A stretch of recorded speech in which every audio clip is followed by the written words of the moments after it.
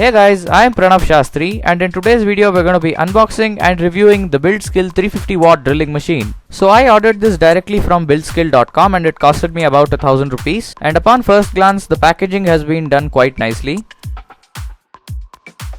So upon opening the box, first in the box we have the instruction manual. You could go through this to get 100% clarity about your drilling machine. And next in the box we have the main drilling unit, and I must say that this drilling machine is quite sleek in design and modular, unlike the traditionally outdated looks of drilling machines. It has a decently long power cord and I think it must be okay for most home applications. However, you could use an extension box. Next in the box we have the chuck unit, which is a modular attachment to the drilling machine. This component is attached to the threaded shaft on the drilling machine. This is the component to which we will be attaching the driver bits. Next in the box we have the driver bits. There are 7 driver bits given in this box, out of which 6 driver bits are of one size and 1 driver bit is of another size. Lastly in the box we have the chuck key or chuck driver. This will be used to tighten or loosen the driver bits which will be attached to the chuck unit. Now that we have finished unboxing all the components, let's get started with installation of the components and finally putting the drill bit into action. So firstly we are going to take the chuck unit and turn it clockwise on the grinder shaft, which will secure it to the grinder shaft. Once you have tightened it to the maximum level, you will start noticing that the grinder shaft inside will also turn as you turn the shaft. Now that the chuck has been successfully secured to the drilling unit, we are going to fasten the driver bit to the chuck. Before that, let me just show you how the chuck works. So you can see that there is a secondary threading mechanism given on the chuck. So basically keeping the driver bit centered at the hole and threading it in the clockwise direction will fasten the driver bit to the chuck. Rotating the threader anti-clockwise will lead to loosening of the driver bit. Now I'm going to demonstrate whatever I just told by keeping the driver bit centered at the chuck and rotating the threader in the clockwise direction.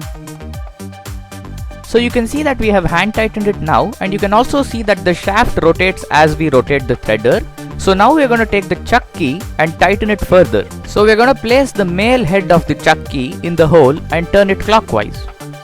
Now that we have finished assembling all the components of the drill bit, we can get started with drilling the hole.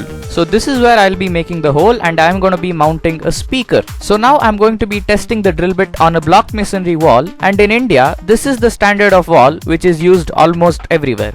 So I'm going to measure the distance between the 2 mounting holes on the speaker and mark it on the wall. Now that we have transferred the markings to the wall, I prefer sticking a tape on the bit to indicate the depth of how much we are supposed to drill so that I don't overshoot into the wall. So now that everything is in place, we're going to get started with drilling. I'm going to be placing a small time counter on the bottom of the screen so that you get an idea of how much time it took to drill the wall. Of course, I have taken breaks in between while drilling so that I don't end up overheating the bit. Also, it is to be noted that I was standing with one leg on a ladder while shooting this video, so I have not been able to leave complete force of my body on the wall. Otherwise, you will be able to go deeper faster. So you can see that the first hole took us effectively 1 minute 6 seconds to drill through. Now I'm going to be drilling the second hole for mounting the speaker. Now that we've finished drilling both the holes, I'm going to insert pieces of wood into this hole as a substitute for wall plug. It is recommended that you use wall plugs. Using wood as a substitute for wall plugs has become outdated in today's fashion. And lastly, I'm going to thread screws into these holes, and finally we can mount our speaker on it. And you can see that we have successfully wall mounted our speaker. There is one more button lock feature on this drill bit, which means that you don't have to hold the button in the pressed position to drill for a long time. You can just press the button in and press the lock button, and that will hold the button in, and when you have to stop drilling, you can just press the button once again and that will unlock the button. So now to dismantle the bit, we are going to take the chuck key, put it in the hole on the chuck and rotate it in the anti-clockwise direction, which will loosen our bit, and we can safely store the bit somewhere.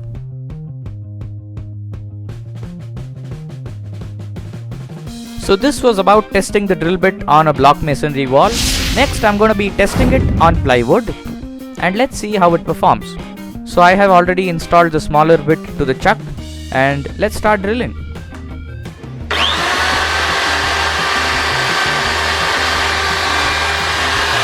You can see that was pretty quick. For the sake of testing, I'm going to take the bigger bit and let's try drilling with it. So this took quite a while, and you can see that due to the friction there's smoke coming out. But yeah, it was able to successfully drill a nice hole. we can nicely thread some screws into the smaller holes. So thirdly, we are going to be testing the drill bit on aluminium. I'm going to be using the smaller bit since I have to put a screw here for the roller wheel. So I have fast forwarded the video here, but in reality it took about 20 to 25 seconds to drill through this, and I must say that's not bad.